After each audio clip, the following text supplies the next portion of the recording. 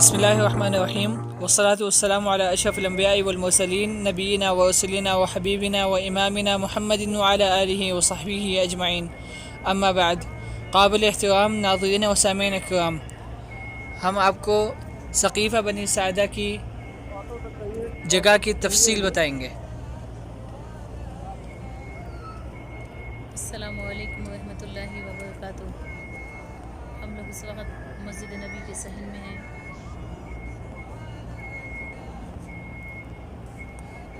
مسجد کے مغربی اور شمالی سائڈ پر یہ جو آپ کو باغ نظر آ رہا ہے، یہ ثقیفہ بنی ساعدہ ہے۔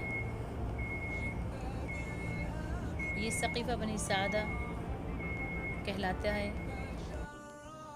جہاں ساعدہ کے لوگ جمع ہوتے تھے، بیٹھتے تھے۔ یہ کھلی جگہ تھی، ایک کھلی جگہ تھی۔ اس جگہ کی تاریخی اور اسلامی حیثیت یہ ہے کہ جب نبی صلی اللہ علیہ وسلم دنیا سے رخصت یعنی رحلت فرما گئے تو پھر یہ بات صحابہ کرام کے درمیان اختلاف کا سبب بنی کہ نبی صلی اللہ علیہ وسلم کے بعد ان کا خلیفہ کون ہوگا۔ مہاجرین جو مکہ سے ہجرت کر کے آئے، انہوں نے کہا خلیفہ مہاجرین میں سے ہوگا، کیونکہ نبی صلی اللہ علیہ وسلم مکہ کے تھے، مکہ سے ہجرت کر کے آئے تھے۔ جو انصار صحابہ مدینے کے تھے، انہوں نے کہا کہ خلیفہ مدینے والوں میں سے ہوگا، یعنی انصار میں سے ہوگا، کیونکہ ہم نے مہاجرین کی مدد کی اور اپنی تجارت میں حصہ دیا، رہنے کو گھر دیا، اسلام کی مدد کی، اسی لیے خلیفہ انصار یعنی ہم میں سے ہوگا۔ ان میں یہ بھی مشورہ کیا گیا کہ یہ خلیفہ مہاجرین کا اور دوسرا خلیفہ انصار میں سے ہوگا۔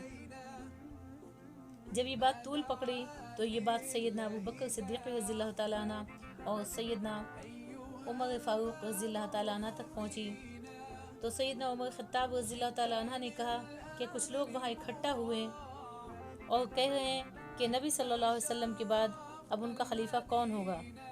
سیدنا عمر خطاب رضی اللہ تعالیٰ عنہ نے کہا کہ آپ وہاں چلیں اور دیکھیں کہ اس کا صحیح اور شرعی معقول حل کیا ہے۔ جب ابو بکر صدیق رضی اللہ تعالیٰ عنہ اور عمر فاروق رضی اللہ تعالیٰ عنہ وہاں پہنچے تو یہ بات ان کے سامنے آئی کہ خلیفہ کون ہوگا نبی صلی اللہ علیہ وسلم کا، انصار میں سے یا مہاجرین میں سے۔ عمر فاروق رضی اللہ تعالیٰ عنہ نے انصار کے فضائل، مقام اور مرتبہ بیان کیا اور مہاجرین کے فضائل، مقام اور مرتبہ بیان کیا، اور پھر کہا کہ ہمارے درمیان یہ بات فیصل ہے، جس پہ فیصلہ کیا جاتا ہے وہ بات رسول اللہ صلی اللہ علیہ وسلم کا فرمان ہے کہ خلیفہ قریش میں سے ہوگا، لہٰذا یہ بات طے ہے کہ خلیفہ قریش میں سے ہی ہوگا۔ فرمان گرامی کو سن کر بہت سارا اختلاف ختم ہو گیا اور کہا کہ خلیفہ قریش میں سے ہوگا۔ سیدنا عمر فاروق رضی اللہ تعالیٰ عنہ اور ابو بکر صدیق رضی اللہ تعالیٰ عنہ کا ہاتھ پکڑا اور کہا رسول اللہ صلی اللہ علیہ وسلم نے دینی معاملات میں آپ کو آگے کیا، یعنی امامت کے لیے۔ سیدنا عمر فاروق رضی اللہ تعالیٰ عنہ نے یہی بات کو دلیل بناتے ہوئے کہا امامت کے لیے آپ نے مصلی پہ کھڑا کیا، امامت کے مصلی پہ کھڑا کیا، لہٰذا ہم دنیاوی معاملات میں بھی، خلافت میں بھی آپ کو مقدم کرتے ہیں۔ اور عمر فاروق رضی اللہ تعالیٰ عنہ کے ہاتھ پر بیعت کی۔ پھر آپ کو دیکھ کر تمام مہاجرین اور انصار نے آپ کے ہاتھ پر بیعت کی اور ابو بکر صدیق رضی اللہ تعالیٰ عنہ کو متفقہ طور پر تمام مسلمانوں کا خلیفہ مقرر کر لیا گیا۔ یہاں ایک چھوٹا سا اختلاف ہوا، اللہ کے فضل و کرم سے اور ختم بھی ہو گیا۔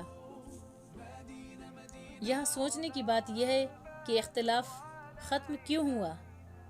صرف رسول اللہ صلی اللہ علیہ وسلم کا فرمان کیا ہے، آپ کا طرز عمل کیا ہے، آپ کے فرمان کو اور طرز عمل کو دیکھا گیا۔ آپ کا فرمان تھا خلیفہ قریش میں سے ہوگا، اور آپ کا طرز عمل تھا کہ آپ نے ابو بکر صدیق رضی اللہ تعالیٰ عنہ کو نماز کے لیے آگے کیا۔ اسی کو دلیل بناتے ہوئے عمر رضی اللہ تعالیٰ عنہ نے دینی معاملات میں آگے کیا، دینی معاملات میں آگے کر دیے گئے، آپ کو ہم پہ فوقیت دی گئی، آپ کو ہمارا امام بنایا گیا، تو دنیاوی معاملات میں بھی ہم آپ کو اپنا امام بناتے ہیں۔ یہ سن کر متفقہ طور پر تمام مہاجرین اور انصار نے ابو بکر صدیق رضی اللہ تعالیٰ عنہ کو اپنا خلیفہ تسلیم کیا اور آپ کی خلافت پہ سب نے لبیک کہا۔ والسلام علیکم ورحمۃ اللہ وبرکاتہ۔ مدينة مدينة مدينة مدينة طلع البدر علينا طلع البدر علينا طلع البدر علينا من ثنيات الوداع وجب الشكر علينا ما دعا لله داع أيها المبعوث فينا جئت بالأمر المطاع جئت شرفت المدينة مرحبا يا خير داع مدينة مدينة مدينة النبي مدينة مدينة that's where